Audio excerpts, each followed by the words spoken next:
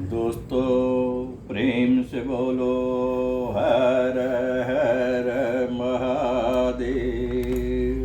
जय जय श्री राम। श्री शिव महापुराण की कथा में आप सभी दोस्तों का, श्रोता बंधुओं का हार्दिक स्वागत है, अभिनंदन है, वंदन है। आप लोग राम रस का पान कर रहे हैं, बाबा भोलेनाथ के आनंद में आनंद ले रहे हैं। श्री शिव पुराण की कथा बड़े मग्न होकर सुन रहे हैं और लाइक कर रहे हैं, कमेंट कर रहे हैं, सब्सक्राइब कर रहे हैं, जिसके लिए हम आपका आभार प्रकट करते हैं। दोस्तों, ये बड़ी दुर्लभ कथा है। हमने पहले भी कहा था कि विश्व में, इंडिया में नहीं, विश्व में पहली बार श्री रामचरितमानस की कथा श्री राम जी की प्रेरणा से हमारे YouTube चैनल पर एक एक कांड, एक एक दोहा, एक एक चौपाई अर्थ सहित उपलब्ध है। उसी प्रकार दोस्तों, बाबा भोलेनाथ की प्रेरणा से श्री शिव महापुराण की कथा प्रत्येक प्रसंग वाइज शुद्ध हिंदी में सत अक्षरशा हिंदी में आपके सज्ञान हेतु, आत्मज्ञान हेतु, कल्याण हेतु गाई जा रही है, जो बड़ी दुर्लभ है। दोस्तों, इसको या तो आप स्वयं पढ़ेंगे तब आपको सज्ञान मिलेगा, अथवा हमारे YouTube चैनल DPT@5558 पर सब्सक्राइब करके देखेंगे तो आपको हमेशा उपलब्ध रहेगा। तो दोस्तों, आज मंगलवार भी है, शिव जी भी राम जी की पूजा करते हैं। आइए वंदना करते हैं। ओम गजाननं भूतगणाधिसेवितम् अकपेत्थजम्बोफलचारु गक्षणम् उमासुतं शोकविनाशकारकं नमामि विघ्नेश्वर आदिपङ्गयम्। आदिशक्ति महामाये दिव्य ज्ञान स्वरूपिणी नौ दुर्गे जगन्माते प्रणमामि मुहुर्मुहुः।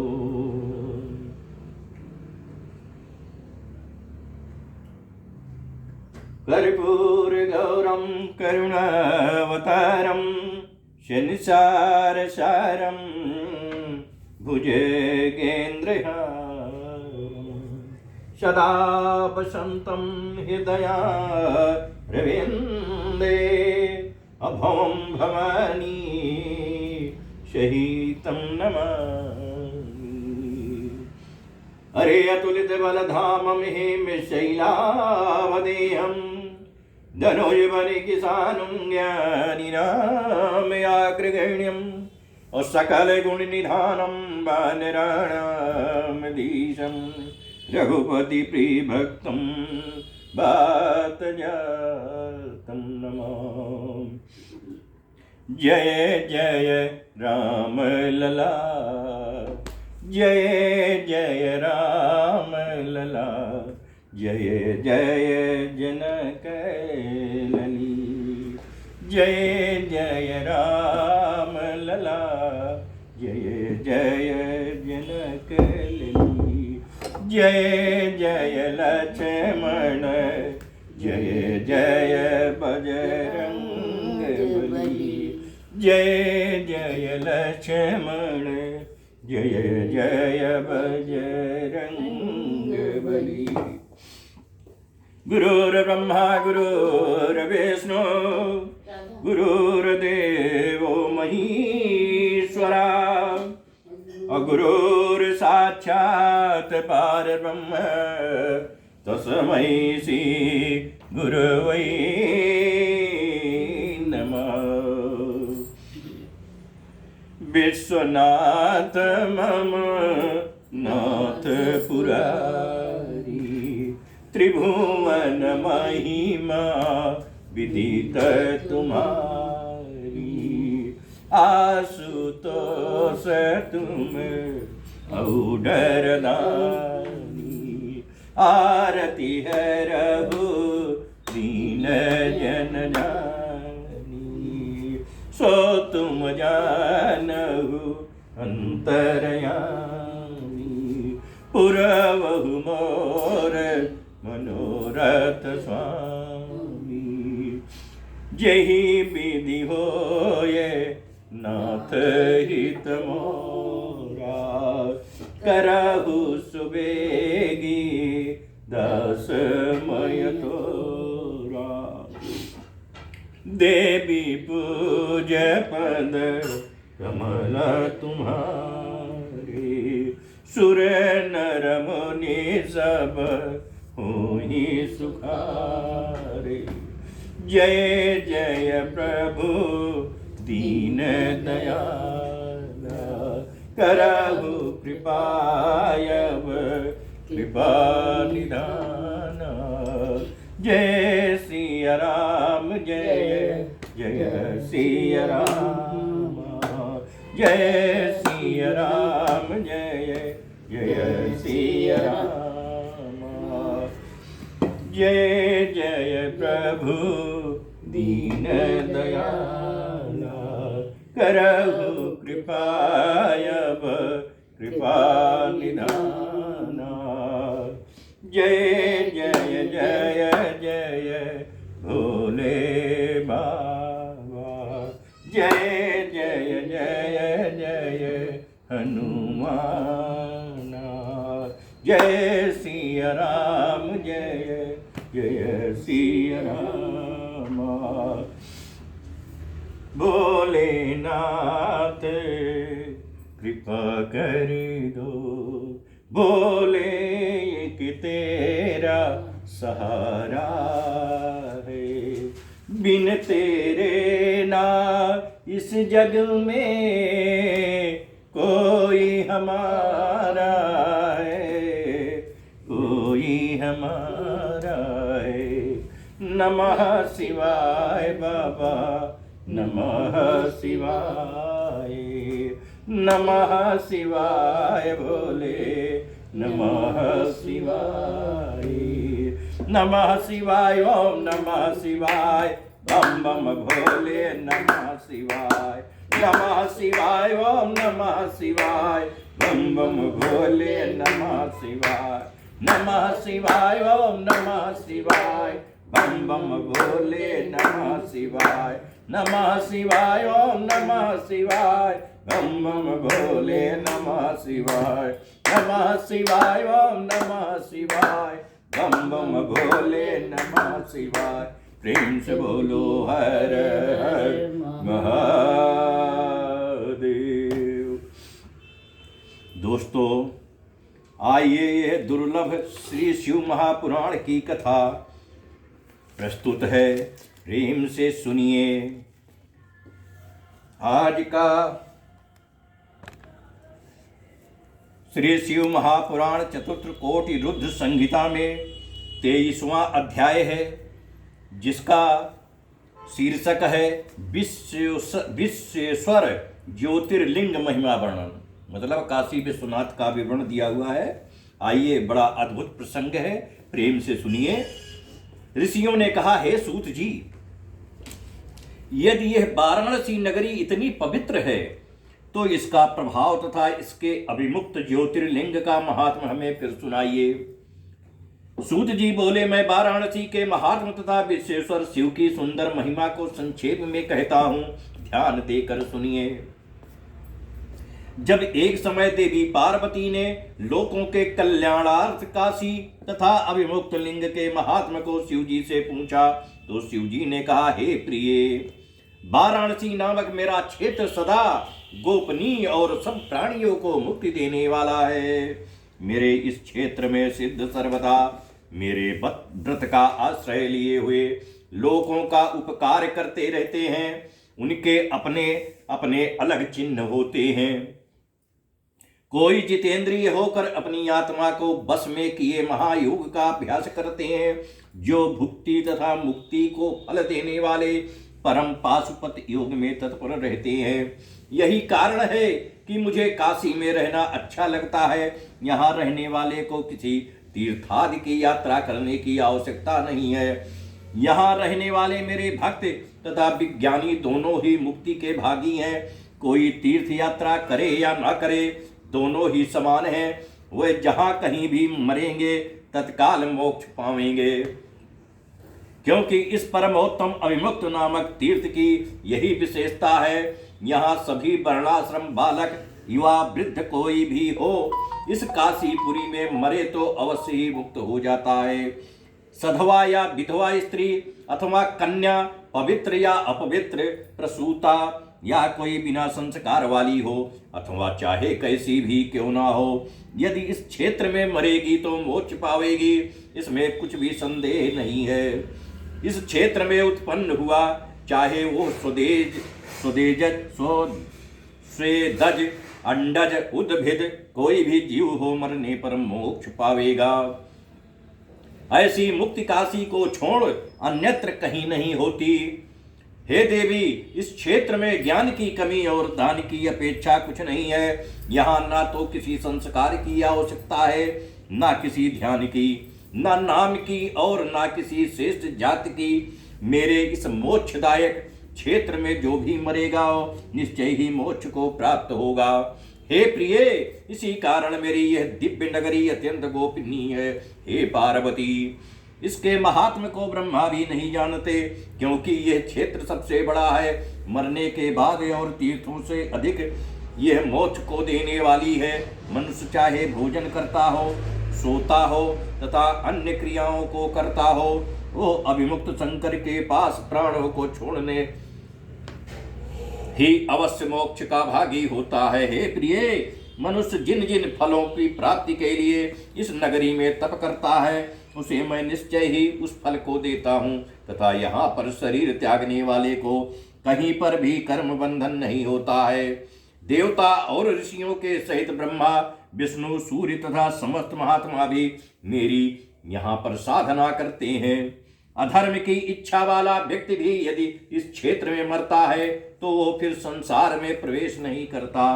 महात्मा पुरुष सैकड़ों जन्मों में मोक्ष को प्राप्त करते हैं, परंतु जो यहाँ पर प्राण को त्यागते हैं वे शीघ्र ही परम मोक्ष को प्राप्त करते हैं।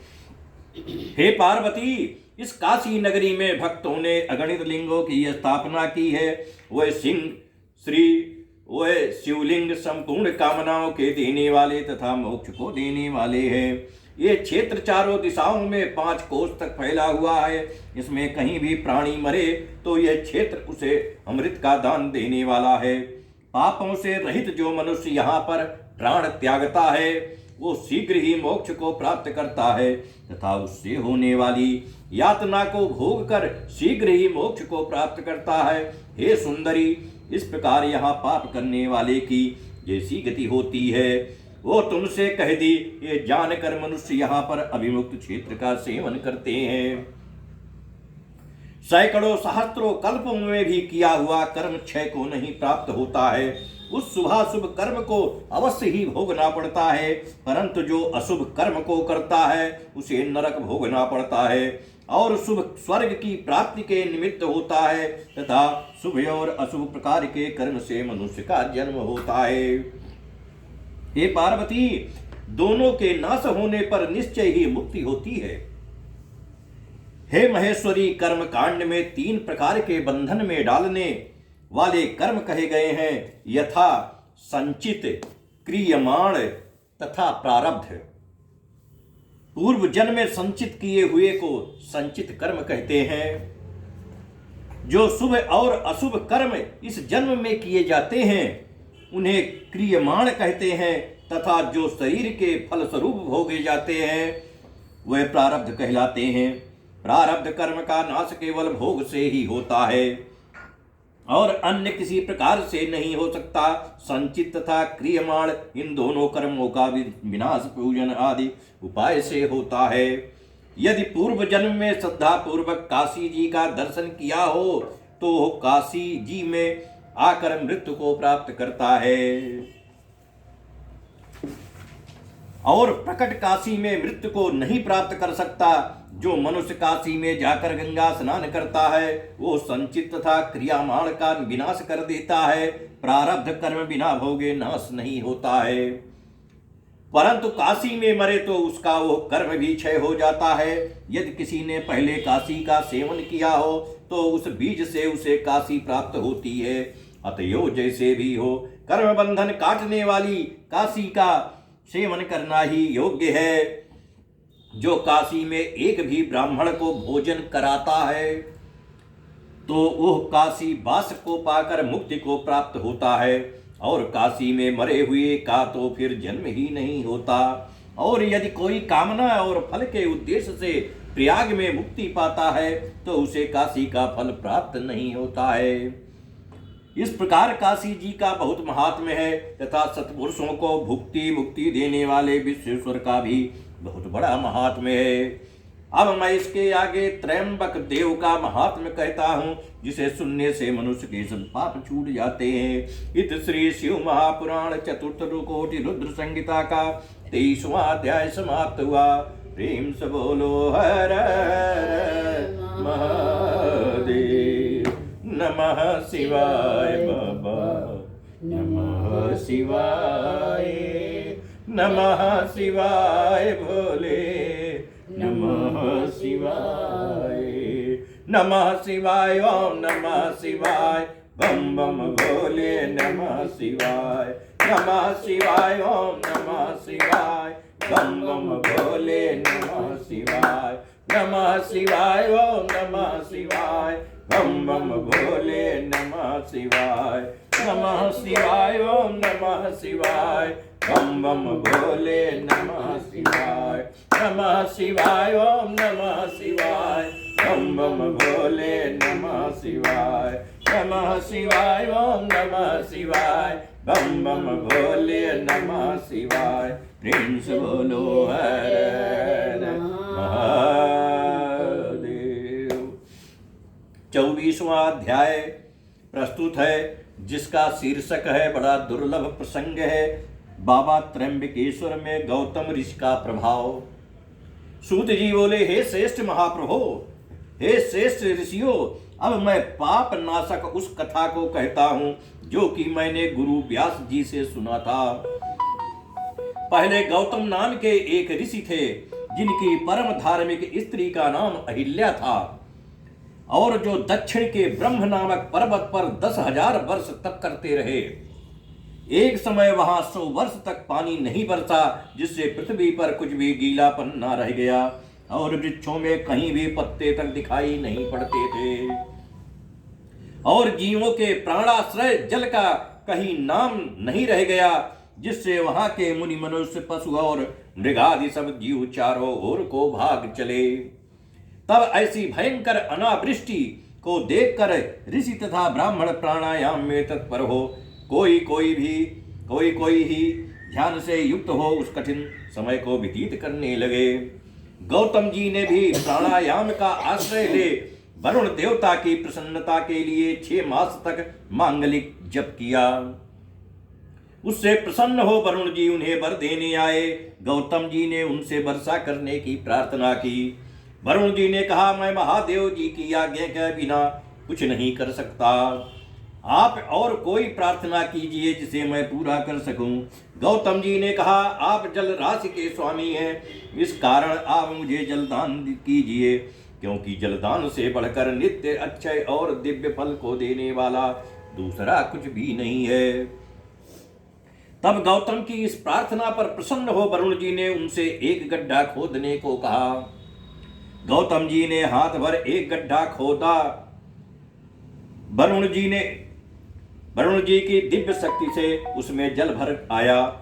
गड्ढे को भरकर वरुण जी ने गौतम जी से कहा कि तुम्हारा ये गड्ढा अक्षय जल वाला तीर्थ होगा और इसे लोग पृथ्वी पर तुम्हारे नाम से पुकारेंगे।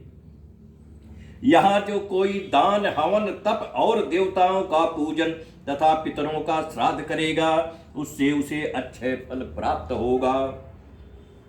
सूत जी बोले, इस प्रकार उस महर्षि से प्रार्थना किए हुए वरुण जी वर देकर अंतर ध्यान हो गए और गौतम जी ने मनुष्यों की भलाई कर सुख पाया। महान पुरुषों का आश्रय मनुष्यों को गौरव प्राप्ति का कारण होता है। यही कारण है कि महात्मा लोग बड़ों के स्वरूप को देखते हैं और नीच पुरुष सज्जनों की संगति नहीं करते। मनुष्य जैसों का सेवन करता है वैसा ही फल पाता है। बड़ों की सेवा से बड़प्पन और नीचों की सेवा से नीचता प्राप्त होती है।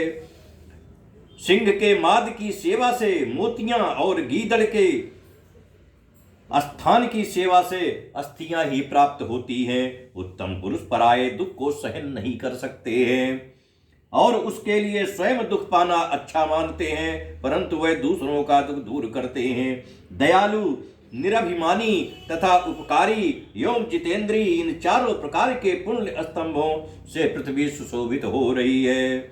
इस प्रकार उस समय बड़ी कठिनता से जल पाकर गौतम ऋषि ने विधि पूर्वक अपने नित्य नैमित्तिक कर्मों को किया और हवन के लिए व्रीहि मतलब जौ आदि कई प्रकार के धान्यों को बोया। तब वहां पर जब वे सब अन्न तथा नाना प्रकार के वृक्ष और विभिन्न प्रकार के पुष्प, फल इत्यादि उत्पन्न हो गए, तो उसे सुनकर वहां और भी हजारों ऋषि तथा पशु पक्षी और वन्य जीव भी आए और भूमंडल में वो वन बड़ा ही सुंदर और अक्षय हो गया। जल के संयोग से अनावृष्टि का दुख दूर हो गया। गौतम जी के प्रभाव से अब यह वन समय काटने के उपयुक्त तथा किंचित आनंददायक हो गया। श्री शिव महापुराण चतुर्थ कोटि रुद्र संहिता का 24वां अध्याय समाप्त हुआ। प्रेम से बोलिए हर हर महादेव। नमः शिवाय भोले, नमः शिवाय, नमः शिवाय बाबा, नमः शिवाय, नमः शिवाय, ओम नमः शिवाय, बम बम भोले, नमः शिवाय, नमः शिवाय, ओम नमः शिवाय, बम बम भोले, नमः शिवाय, नमः शिवाय, ओम नमः शिवाय, बम बम भोले, नमः शिवाय, नमः शिवाय, ओम नमः शिवाय, बम बम भोले, नमः शिवाय, नमः शिवाय, ओम नमः शिवाय, बम बम भोले, नमः शिवाय, नमः शिवाय, ओम नमः शिवाय, बम बम भोले, नमः शिवाय, नमः शिवाय, ओम नमः शिवाय, बम बम भोले, नमः शिवाय, नमः शिवाय, ओम नमः शिवाय, बम बम भोले, नमः शिवाय, नमः शिवाय, ओम नमः शिवाय, बम बम भोले, नमः शिवाय। प्रेम से बोलो हर हर महादेव। अब 25वां अध्याय प्रस्तुत है, जिसका शीर्षक है गौतम की धर्म व्यवस्था। सूत जी बोले, हे ब्राह्मणों, एक समय जब गौतम ऋषि ने अपने शिष्यों को जल लाने के लिए भेजा, तब वे पात्र लेकर गर्त पर गए। उसी समय वहां जल लेने के लिए आई हुई ऋषियों की स्त्रियों ने जल के पास गए हुए उन शिष्यों को देखकर जल लेने का विरोध किया और कहा कि पहले हम लोग भर लेंगे, तब तुम दूर से भरना। तब उन शिष्यों ने लौटकर सारा हाल ऋषि पत्नी से कहा। ऋषि पत्नी शिष्यों को समझाकर स्वयं उनके साथ जल लेने को गई और गौतम ऋषि को दिया।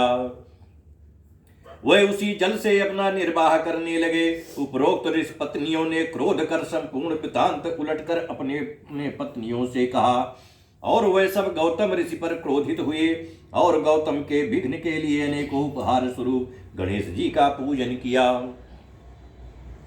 तब भक्तों की इच्छा अनुसार फल को देने वाले गणेश जी प्रसन्न हो प्रकट हुए और बोले, हे कि मैं प्रसन्न हूं, पर मांगो।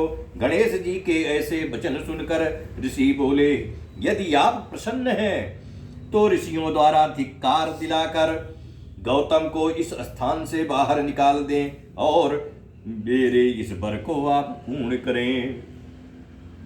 ऋषियों की इस प्रार्थना को सुनकर गणेश जी हंसकर बोले, हे संपूर्ण ऋषियों, इस समय तुम सब अच्छा नहीं करते हो। उनके अपराध को बिना जाने उनसे क्रोध करना हानि है। जिसने पूर्व काल में भलाई की है उनको दुख देना ठीक नहीं है। यदि तुम लोग उन्हें दुख दोगे तो तुम लोगों का नाश हो जाएगा। गणेश जी के ऐसे वचन सुनकर मुनिजन अज्ञान बुद्धि को प्राप्त हुए और फिर बोले, हे स्वामिन, आप मेरे इसी वचन को पूर्ण करें, हम दूसरा कुछ नहीं चाहते। गणेश जी बोले, दुर्जन पुरुष सज्जनता को और सज्जन पुरुष दुष्टता को कभी भी नहीं प्राप्त होते। सर्वप्रथम जो तुम्हें भोजन का कष्ट हुआ तो गौतम जी ने तुम्हें भोजन दिया और अब तुम लोग उन्हें ही दुख देते हो। यह तुम्हारे लिए अच्छा नहीं होगा और कोई दूसरा वर मांगो। इतना कहने पर भी ऋषियों ने गणेश जी के वचन को नहीं माना और भक्त की अधीनता के वशीभूत हो शंकर जी के पुत्र गणेश जी उन दुष्टात्मा मुनियों से बोले, तुम सब जो प्रार्थना करते हो वही होगा, परंतु पीछे जो होनहार है वो भी होगा। ऐसा कहकर वे अंतर्ध्यान हो गए। गौतम जी मुनियों के इस कपट भेद को नहीं जानते थे। हे मुनीश्वरों, इसके पश्चात गौतम केदार तीर्थ पर जो व्रीहि जो उपजे हुए थे वहां पर गणेश जी दुर्बल गौ का रूप धारण कर गए और उपरोक्त वर के प्रभाव से कांपती हुई गौ व्रीहि को भक्षण करने लगी। इसी समय गौतम जी वहां पर आ गए और एक तृण के स्तंभ से दयालु मुनि ने उस गाय को निवारण किया, जिससे वह गाय पृथ्वी पर गिरकर ऋषियों के देखते देखते मर गई। तब उसे मरा देखकर उन गुप्त रूप वाले ऋषियों और उनकी पत्नियों ने आपस में कहा कि गौतम ने ये क्या किया। गौतम अहिल्या को बुला आश्चर्य और दुखित चित्त हो बोले, हे देवी, ये क्या हुआ? शिव जी कुपित क्यों हो गए? अब क्या करें, कहाँ जाएं? ये तो गौ हत्या लग गई। उधर से ऋषिगण गौतम को ललकारने और अहिल्या को खरे खोटे वचन सुनाने लगे और ये कहने लगे कि तुम्हारा मुंह देखना पाप है, तुम यहाँ से चले जाओ, क्योंकि जब तक तुम आश्रम में रहोगे तब तक देवता और पितर हमारे दिए हुए बलि और तर्पण आदि कुछ भी ग्रहण नहीं करेंगे।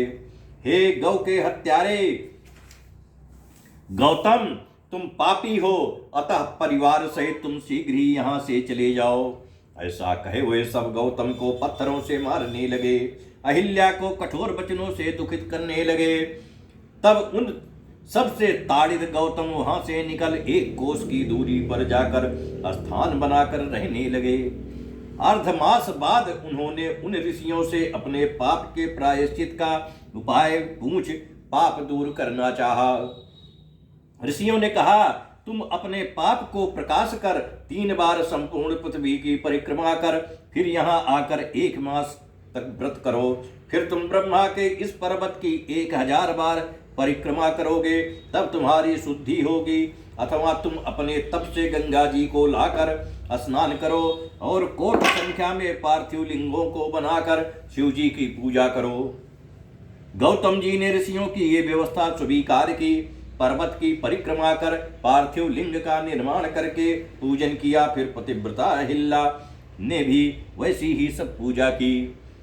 फिर सब शिष्य प्रशिष्य उनकी पूजा करने लगे। इस श्री शिव महापुराण चतुर्थ कोटि रुद्र संगीता का 25वां अध्याय समाप्त हुआ। प्रेम से बोलो हर महादेव।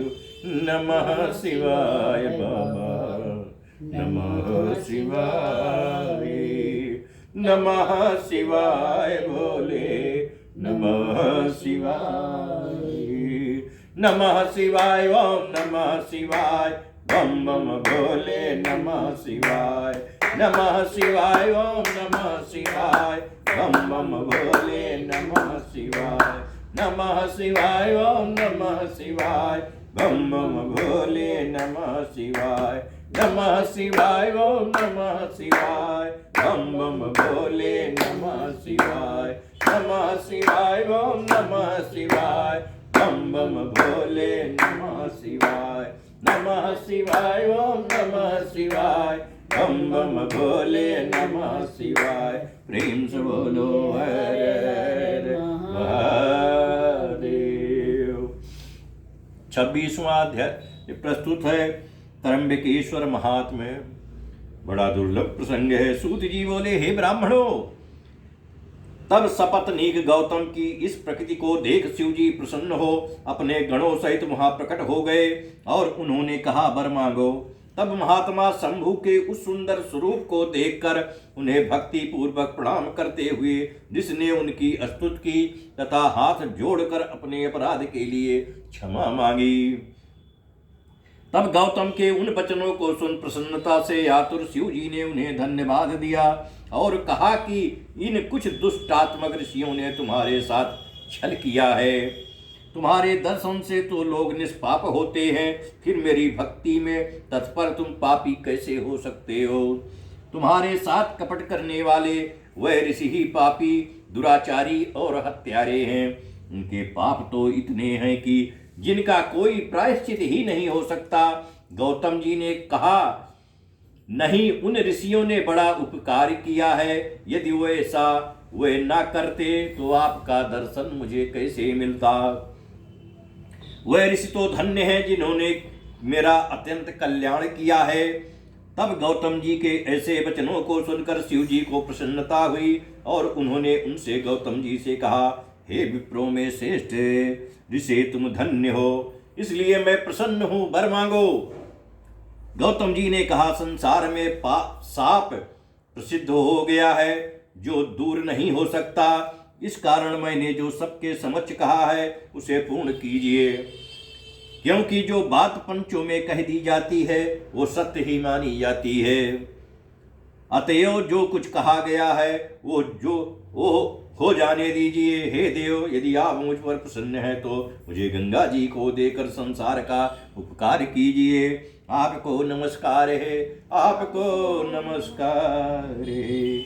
ऐसा कहे जब गौतम जी ने शिव जी के चरण कमलों को पकड़कर प्रणाम किया, तब शिव जी ने गंगा जी का बचा हुआ वो तत्व रूप जल जो उनके विवाह के समय ब्रह्मा जी ने उन्हें दिया था और जिसे बचाकर उन भक्त वत्सल ने अपने पास रखा था, मुनि को प्रदान किया। फिर तो गंगा जी एक परम सुंदर स्त्री के स्वरूप में वहां प्रकट हो गई, जिन्हें प्रणाम कर गौतम जी ने उनकी बड़ी स्तुति की तथा ये कहा कि हे गंगे, आप धन्य हैं, कृतकृत्य हैं, आपने सब लोगों को पवित्र किया है, अतएव मुझ नरक में गिरे हुए को भी पवित्र कीजिए। इसी समय शिव जी ने भी गंगा जी से कहा कि हे गंगे, तुम मेरी आज्ञा से इन गौतम को पवित्र करो। तब गौतम